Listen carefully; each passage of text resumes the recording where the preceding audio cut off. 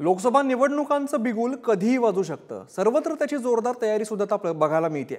पंचवार्षिकला नेते मंडळी मतदारांना वेगवेगळी आश्वासनं देत असतात, मात्र ती आश्वासनं पूर्ण होतातच असं नाही। नितीन गडकरी सध्याचे नागपूरचे खासदार आहेत आणि मतदारांसमोर नेमक्या काय समस्या आहेत हे जाणून घेण्यासाठी आमचा पुढारीचा बूम नागपूरमध्ये पोहोचलाय। पाहूया। सर्वात महत्त्वाची समस्या म्हणजे बेरोजगारीची आहे।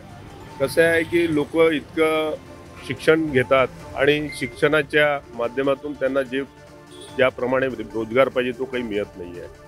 लोकांनी इतके सारे पैसेचा खर्च करून मुलांना शिक्षण देतात आणि त्या शिक्षणाच्या हिशोबाने त्यांना रोजगार मिळत नाही, ही फार मोठी समस्या आहे।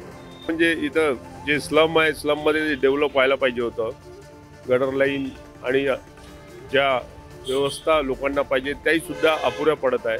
आणि त्याचप्रमाणे खेळाचे मैदान, गार्डन याचं डेव्हलपमेंट आणि त्याची स्थिती अत्यंत दुर्दैवी आहे। त्याकडे प्रशासनाचं लक्ष नाही आहे। ट्रॅफिक कंजेशनचा आणि रस्त्यावर येणारे लोक जे गाड्या घोडे सगळे आणून ठेले वगैरे लावतात, यांच्यामुळे कितीही मोठे रस्ते झाले असतील तरी शेवटी जनतेचे त्रास जसे तसेच आहेत। याच्याकरता ट्रॅफिक पोलिसांनी याच्यामध्ये स्ट्रिक्ट कारवाई करावी, तसेच जे काही अतिक्रमण सतत होतात त्याला रोजच्या रोज कारवाई करून त्याला वेगळे करावे, जेणेकरून जनतेला याचा दिलासा मिळेल व त्याच्याबद्दल लोकांचा त्रास पण कमी होईल।